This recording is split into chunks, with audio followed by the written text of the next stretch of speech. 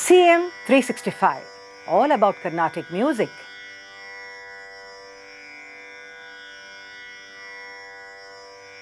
Today I am going to share with you the story of the Nauka Charithram in a nutshell. This is a very interesting story, and here we see that this is about a boat excursion on the Jamuna river by the gopis along with Lord Krishna. The story starts off by Tyagaraja. How he depicts is that one evening the gopis, they leave their home and they try to spend some time outside, and they want to be together enjoying the company of each other. And while they are outside, they hear the mesmerizing music of Krishna emanating from the flute. And on hearing his wonderful music, they become enchanted and they go hither and thither in search for Lord Krishna. So when they get to meet him finally, they find him. He's seen with some pearls in his hands, and basically he was actually going to buy some jujube fruits from a vendor. But these people actually, all these gopis, they surround him and they say that, they're so enamored by seeing him that they surrounded him, and they become so ecstatic and they start, they become very happy and they sing and dance along. And they, along with Krishna, they keep moving, and finally they arrive at the Jamuna river.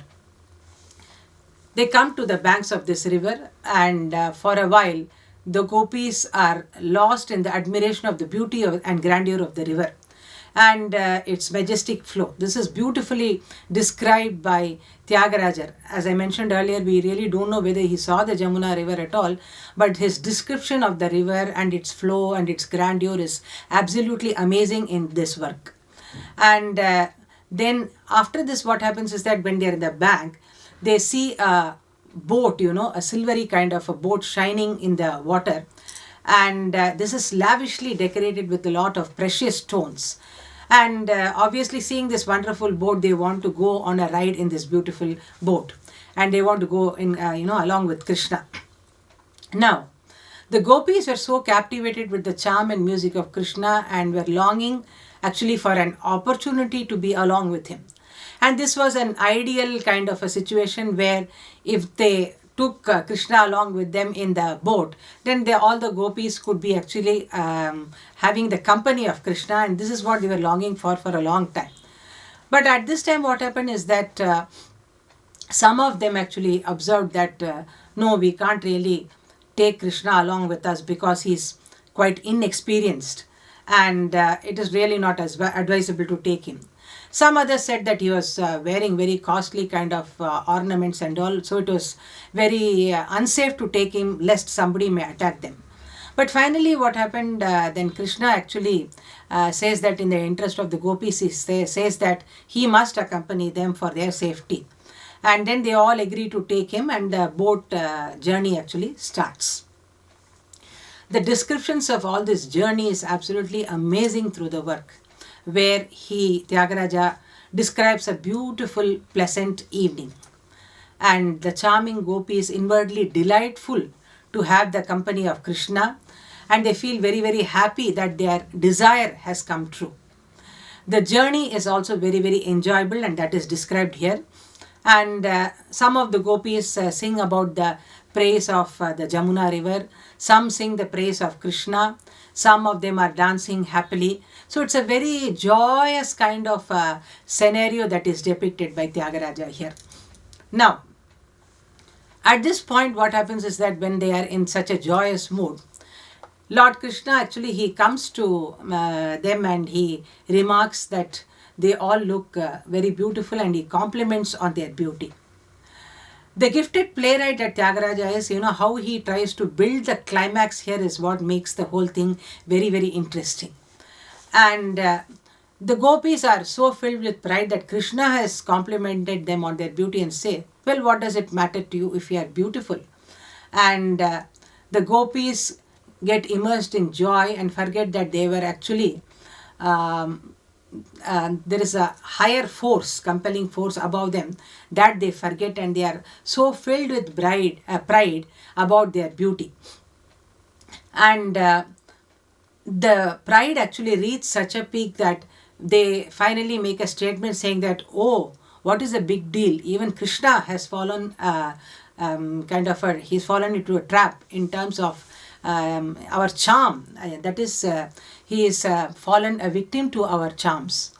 And at this point, not stopping there, they also taunt him. Now, watching all this, Krishna wants to teach them a lesson in order to humble their pride. And this is the twist that happens here from the happy scenario of all of them enjoying together. The complete twist towards the climax happens here. Krishna, by his Maya, what he does is, in order to teach the gopis a lesson, what he does is he creates a very heavy kind of a storm. And this storm keeps increasing rapidly and is accompanied by a heavy kind of a thunder and lightning. And then after that, what happens is that there is torrential rain, and this results in pitch darkness, and they are not able to see anywhere. They do not know in which direction the boat is going or how they have to row it. So complete darkness filled with heavy rain, thunder, lightning and everything. And adding to all this agony, what happens is that a leak develops, a hole develops in the boat, and the water actually starts seeping in. Now, when the water actually starts seeping in, the gopis become really scared. They do not know what to do. They pray to the goddess Jamuna and say that, oh goddess, please to protect us and save us from this calamity. And their sorrow actually is here double-fold. That's a beauty that Tyagaraja depicts here. One is that they are all in a state of misery and requesting the river Jamuna to actually protect them and to rescue them. The second is about the concern about Krishna of having brought him along with them and putting him also into this trouble. So they are praying to Jamuna to rescue them and says that they will give whatever they have. They'll dedicate everything to her only if she could save them. Here we see that it's very interesting in the sense that the Indra and others, they are watching from above and laughing among themselves, because in the distressed state they do not know that they are actually praying to Jamuna to rescue the Lord of the universe.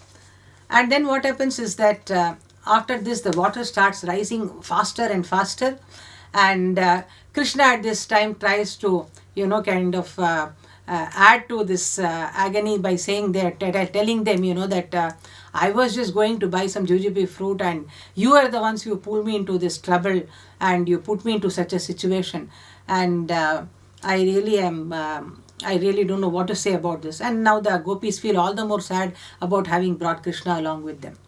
And then finally what happens is that they request Krishna to actually protect them from this and rescue them from this particular situation. And at that time, Krishna, he actually tells them that all this here, you see that the entire work, from the happy mood to Shoka Rasa, all the scenes here are beautifully portrayed through very, very, appropriate kind of ragas and lyrics here also. And at this time, Krishna actually tells them that the only probable way is to remove all their garments and to try to fill that leak, that hole in that boat with the garments that they have, so that the water does not seep in further and the boat does not drown.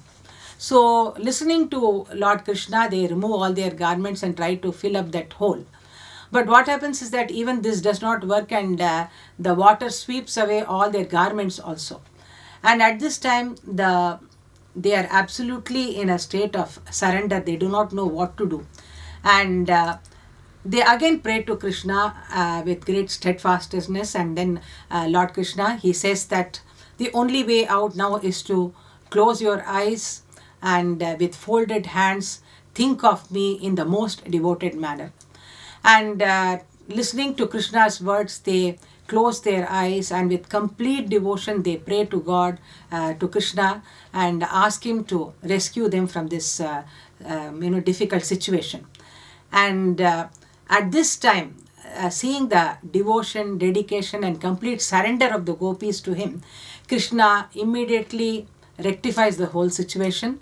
The rain stops, the storm also stops, the thunder, lightning, everything stops, the darkness disappears, and the gopis suddenly find that wherever from the boat had started, the same place the boat has reached again. And we see that their garments are also restored to them. And seeing this situation where Krishna has rescued them from this whole dangerous and difficult situation, they are so happy with Krishna that they decorate him very, very beautifully and take them along in a procession before they reach home. Now here, again, as I mentioned in my earlier episode, through the medium of these gopis and Krishna, Tyagaraja tries to really direct our thoughts and mind towards a larger purpose of this whole opera, to show us that when the Jivatma is filled with pride and ego, it moves away from the Paramatma. But once we surrender ourselves completely unto the Paramatma, he comes to our rescue and is always there to bless us. And that is, I suppose, the whole inner message of this whole opera. But nevertheless, the way he has taken the whole story, how he has narrated the whole thing, how he has adopted so many beautiful songs and poetic phrases and passages to link the whole story into a beautiful garland, I would say, is something absolutely amazing, and an unparalleled creation of Sri Tyagaraja is the Nauka Charithram. CM 365, all about Carnatic music.